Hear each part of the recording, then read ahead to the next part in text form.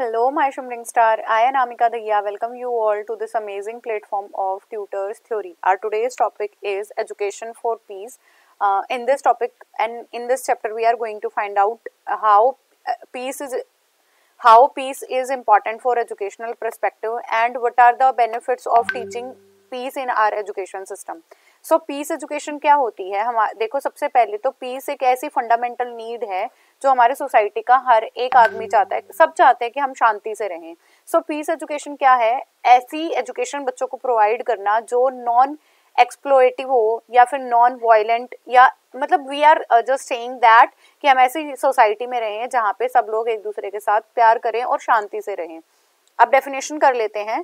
KS according to Basavaraj, peace education is a program and process by which a sense of appreciation and understanding of the peace value of peace is developed among people. It is a preparation of which community life is just made orderly and harmonious. मतलब शांति शिक्षा एक प्रकार का वो कार्यक्रम है जिसके अंदर हम एक दूसरे को अप्रिशिएट करते हैं, लोगों को समझने की कोशिश करते हैं और क्या करते हैं, अपनी सोसाइटी के अंदर एक ऐसा पर्सपेक्टिव बनाते हैं जिसमें हार्मनी मतलब सामंजस्य बना रहे.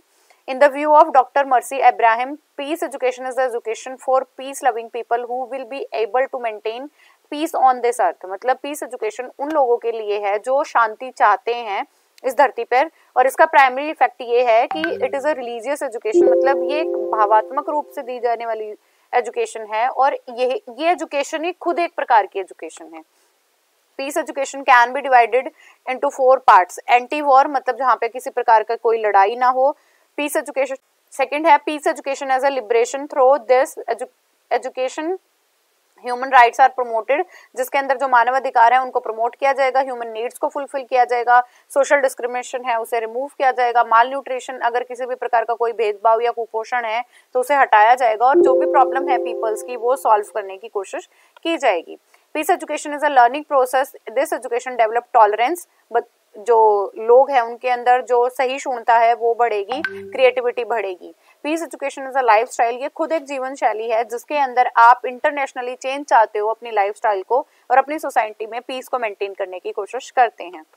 ऑब्जेक्टिव क्या है कि हम बच्चों को ऐसे एजुकेशन दे जिसमें जो बच्चा क्या सीखे, एक दूसरे की रिस्पेक्ट करना सीखे, रिलीजन सीखे, अपने मॉरल वैल्यू को सीखे और बच्चे जो हैं ओपन माइंडेड रहें, रैशनल थिंकर रहें और इसके साथ साथ बच्चे जो हैं इंटरेस्ट डेवलप करें अपने एजुकेशन के अंदर और को एग्जिस्टेंस सीखे कि हमें एक दूसरों के साथ रहना है तो हमें उन लोगों के साथ अपनी सोसाइटी के कैसे सर्वाइवल करना है. To make children ready to understand and appreciate the value of piece.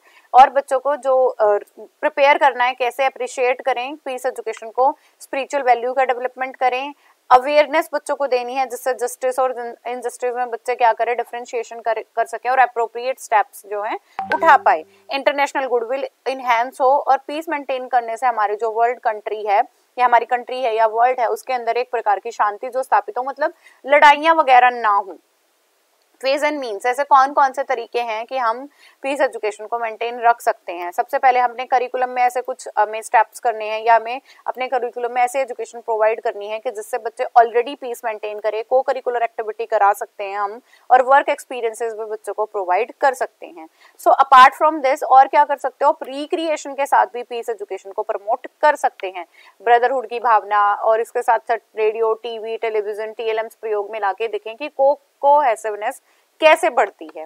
And volunteer action भी कराने पड़ेंगे, पीस मैसेज दिलवाना पड़ेगा. पीस मैसेज जैसे आपके नुक्कड़ नाटक होते हैं, स्किट्स होती हैं, स्ट्रीट मीटिंग करा सकते हैं, ऑर्गेनाइजेशन हो सकती है, आपकी कम्युनिटी पार्टिसिपेशन हो सकता है. इसके द्वारा भी आप पीस को मेंटेन कर सकते हैं. करिकुलम एंड को करिकुलर एक्टिविटी अगर प्राइमरी लेवल पे बात करूं, और ये किसने डिफरेंशिएशन बताया था, केएस सीमन ने, कि स्टोरीज सुनाओ. प्राइमरी लेवल पे पोएम, प्ले कराएं मॉरल वैल्यूज के, एंड स्टोरीज जो रिलीजन और कल्चर से कल्चरल बैकग्राउंड की हो.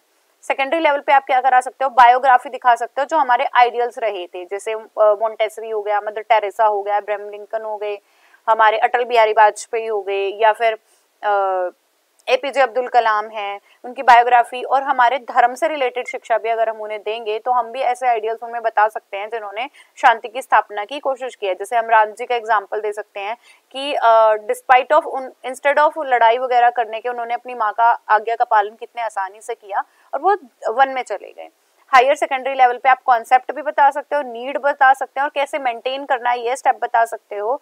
और अपने जो रोल है डिफरेंट फिलोसफीज के, चाहे वो यूएनओ है, यूनेस्को है, इन सब ने अपनी ऑर्गेनाइजेशन के तहत कौन कौन से ऐसे पैरामीटर्स गाइडलाइंस दिए हमें जिसके द्वारा हम पीस को मेंटेन कर सकते हैं। And we can do the criticism of what, war, non violence. इनकी क्रिटिसिज्म बच्चों के सामने करेंगे तो बच्चे इनसे दूर रहने की भी कोशिश करेंगे। अब आते हैं को करिकुलर एक्टिविटी पे।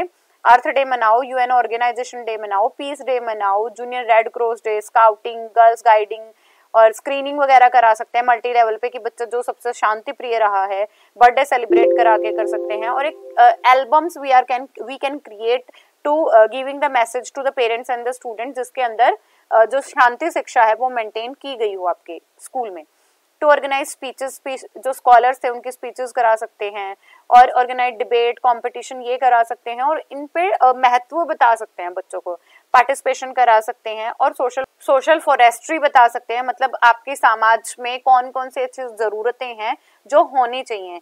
ठीक है, इसके बाद कंक्लूजन बताने से पहले मैं आपको दो चार चीजें और बता देती हूँ। What are the characteristic of peace. Characteristics ये हैं, हम इंडिविजुअल को जान पाए, इंडिविजुअल से बात कर पाए, इंटरेक्शन हमारा अच्छा हो, कम्युनिकेशन बेटर रहे और इसके साथ साथ आप पीस को मेंटेन करने के लिए बहुत सारी एक्टिविटी अपने कक्षा कक्ष में करा सकते हो। And try to tell the students कि our classroom and school is a miniature kind of society.